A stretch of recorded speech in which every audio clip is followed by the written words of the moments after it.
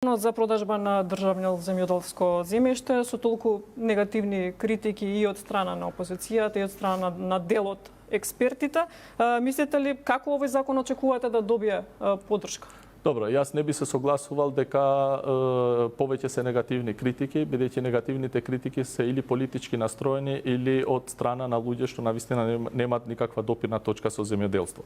Некој се обиде преку законот да направи политичка агенда, што јас како министер тоа нема да го дозволувам и го кажав на неколку пати. Јас сум бил на терен со сите земјоделци, и со тие поголемите, и со тие помалите, за да го дообјасниме што точно се добива со законот. И веќе законот на 3 јавни дебати има огромни промени во делот на тоа што е поприфатливо.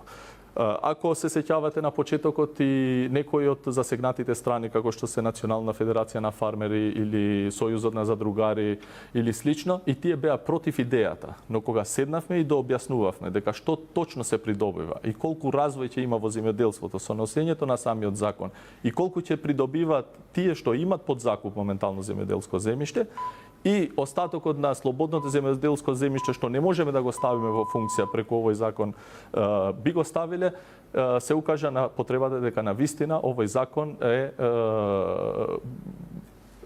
подобар, овој закон е развоен и не само во дел на земјоделството, туку и на економијата. Да, меѓутоа, министре, тука проблемот и сомневањата, да кажеме, се во делот на продажбата на земјиштето, дали можеби ќе се врши дискриминација на граѓаните? Не, апсолутно. Како во некој од претходните години? Во законот многу јасно и децидно е предвидено дека какви поставки треба да се направат за купување на земјоделското земјиште. Првенствено право ќе има тие што работат со земјоделското земјиште. Значи сите тие што ќе сакат, а ќе бидат дел од тригодишниот план, а ќе изјаснуваат заинтересираност за да може да сака да го купуваат земјиштето, значи тие буквално од закупци ќе станат сопственици на тоа земјиште, при тоа да се придржат на договорите што ќе се направат за купо-продажба меѓу владата и самите нови сопственици.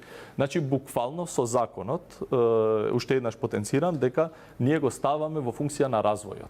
И морам да кажам, значи надвор од секоја скромност, дека ово е меѓу единствените закони што толку време се дебатира и е ставен на јавна расправа и на јавни дебати, за да може да извадиме на вистина најдобро можно решение. А оттука сакам да напоменам дека сите засегнати страни се вклучени од почетокот и нема никакви задни намери во делот на усвојувањето на законот. Затоа е оставено вака транспарентно, без никакво брзање, да може сите да бидат вклучени во ово.